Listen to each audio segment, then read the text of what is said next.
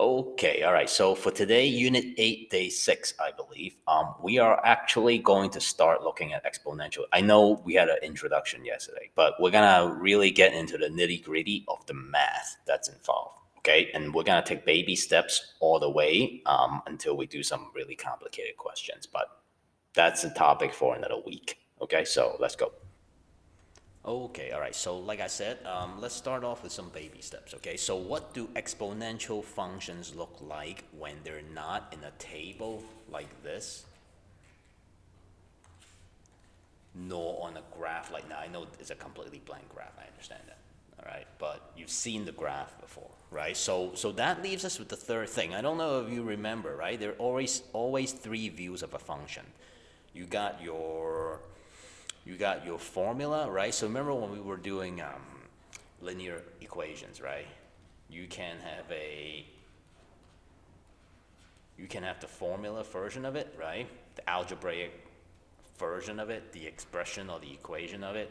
You can have a table of values, right? So you set up your xy, right? And then lastly, you can have a graph that looks like this. So that's the three views of a function, right? So what we're going to talk about today then is we're going to spend a lot of time focusing on this actually, all right? And so there are a lot of steps on the way, and for the most part, these questions tend to come from word problems because because if we don't, then it's all about substitution. Okay, so all right, let me move on and just show you instead of telling you. Now, let me see if I should use my magic pen. I wonder if actually that's a good tool to use. So at its absolute most basic, oversimplified, all right? An oversimplified version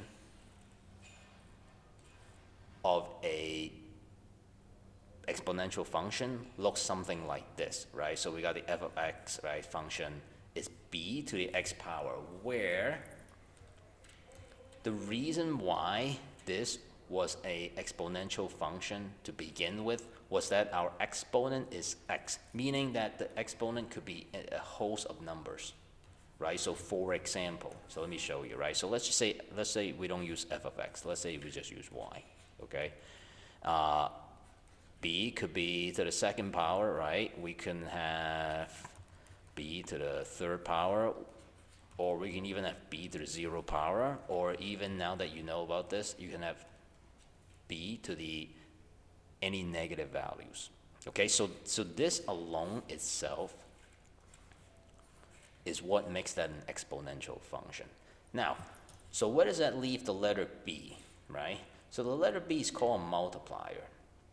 And so what a multiply does, right, is that it tells you, hey, where did the numbers begin? Okay, or not? It's actually just more than that. It's not just where the numbers begin, but what was the first case of something happening? So, for example, I think the best way is to go back to the zombie example. All right. So I redid this table here. So imagine, right, if someone became a zombie, right, on day 0, right? They were just, I don't know, magically infected, right, and became a zombie. That's patient 0, right? Have you heard of that saying? Patient 0, right?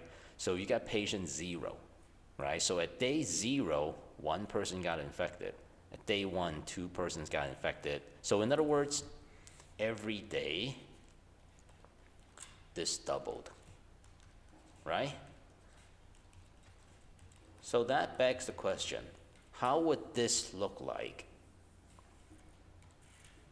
as an equation then, right? Simple. All right, my computer's a little slow today. It's been a very hectic week, to say the least. All right, so for example, I'm gonna press pause. I'm not gonna keep waiting. All right, okay, so here, right, so if we have f of x, all right, and the most important thing, by the way, the x is always like left alone because that changes, right? It's a variable. It's called a variable for a reason, right? It changes, so that means like x is gonna be x. The multiply then, so let's say, right, if something doubles, then our multiply is 2, right? So the equation for this is f of x is equal to 2 to the power of x, or 2 to the x power, right? So what do I mean by that? So for example, let's take that over here. So here we have f of x is equal to 2 to the x power, right? So here, look, to the 0 power, day 0, right? When these are all x values, right? There's a y value or a f of x values, right? So 2 to the 0, that's 1, right? 2 to the first power, that's 2. 2 to the third power, that's 2 to the second power, sorry, that's 4. 2 to the third power is 8. 2 to the fourth power, 16. 2 to the fifth power, 32, so on and so forth. So right now, as we speak, right, in the oversimplified version of an exponential function, what you ended up having is, again, all right, I'll repeat, a multiplier, all right, and the exponent. Now, the exponent doesn't really change that much. Like, it's always gonna be there, all right, this variable. So what we're gonna have to spend a decent amount of time doing is analyzing the letter b here. Okay, what I mean by that, so let me give you a slightly more realistic example, all right, because that's really not a realistic example, at least the equation itself, all right, and well, not to mention there are no such thing as zombies, all right, well, not in the physical sense. All right, so now, a more realistic example is actually that there's a letter A in front of the formula, right? So instead of, so compare and contrast. Whereas here, you only have B, that's the multiplier. Here, we have A also. Now, what does A stand for in this case? It's the original amount, okay? So this is way more applicable if we were to start doing actual regions like word problems. Like, this is oversimplified, but I thought it was a good idea for me to show you this, just to get you used to the notation, I guess, right? But more realistically, now there's actually an even more realistic example, but I want to save that for tomorrow, okay? So what is this, right? Let me use my magic pen again. So this is the original amount,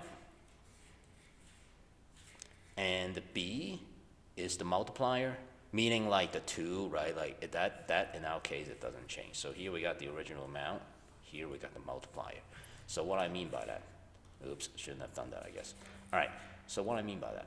So let me show you an example. So let's take a look at this question just to show you what I mean.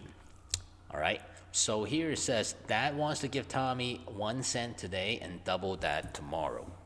If he keeps giving Tommy the double the amount from the day before, how much money will Tommy get on day 10, day 30? All right, so let's take a look. Now, here I got a table because I just want to demonstrate to you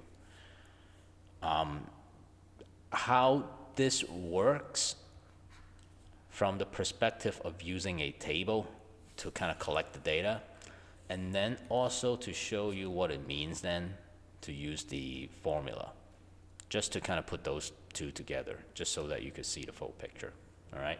Although I would not graph this. So here, now, by the way, I don't know why I made 3 columns, all right? Because I already know I'm gonna run short on the rows. So, all right, doesn't matter. So here we got day 0, right? So let's take a look at this. How about that? All right, let me set this up actually. 4, 5, 6, 7, 8, and in my Genius, I forgot 2 rows. Okay, all right. So day 0, right? Day 0, that's today. Okay, so think of it like that. All right, so the kid got a cent, right? And then day 1, which is the next day, right? So think of it like this, right? The day after today, right? 1 day past that. What is the kid gonna have? He's gonna have double that, right? And the day after that, double of the previous amount, and then double the previous amount. All right, 16 cents, 32 cents, 64 cents. And then after that, we are looking at $1.28, right? And then we double that. What would that be? $2.56. And then we double that, right? That's 512. And then we double that. All right? So that would be 1024. So after 10 days, right, Tommy's dad has to give Tommy $10.24. Now, I think you can kind of see like where this is going already, just how fast the money sort of, rise up, right? Now, from the perspective of the equation then, let's take a look at this then, all right? I'm gonna break it down for you.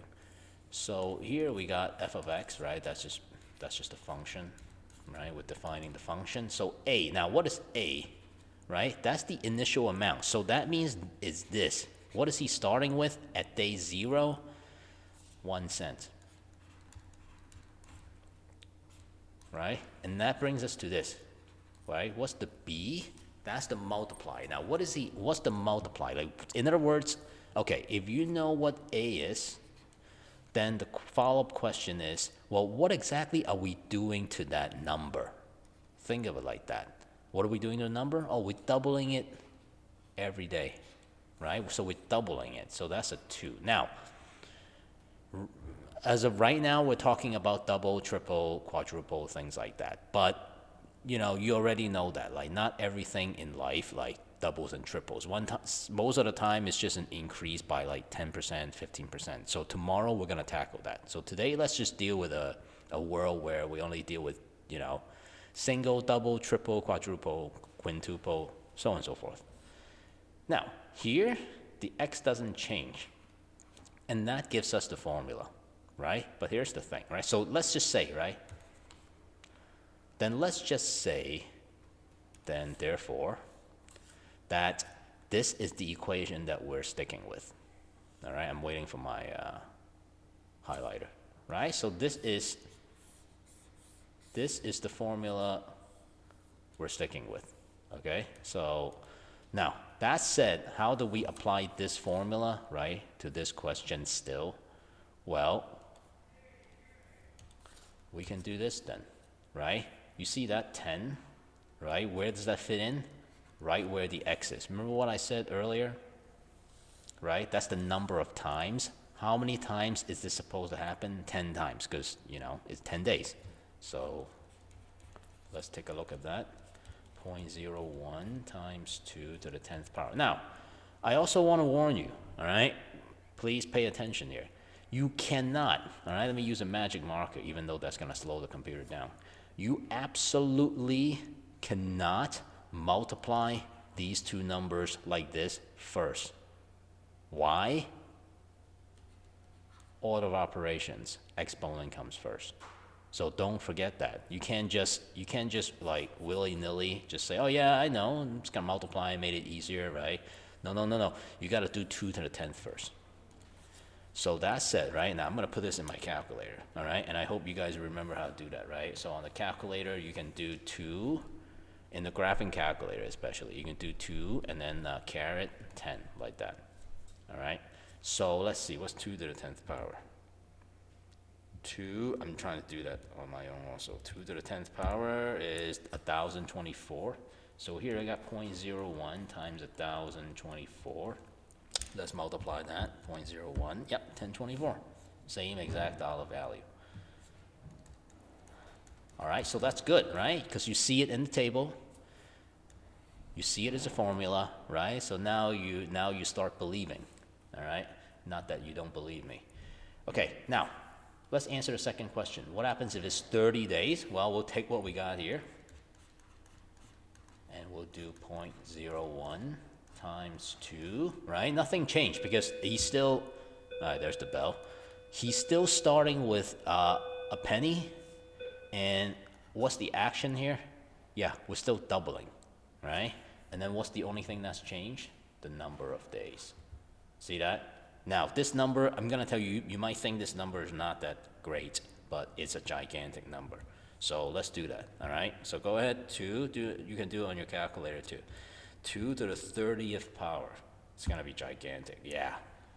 Now, I'm not gonna write the number down because it's like 1, 2, 3, 4, 5, 6, 7, 8, 9, 10. It's a 10-digit number, okay?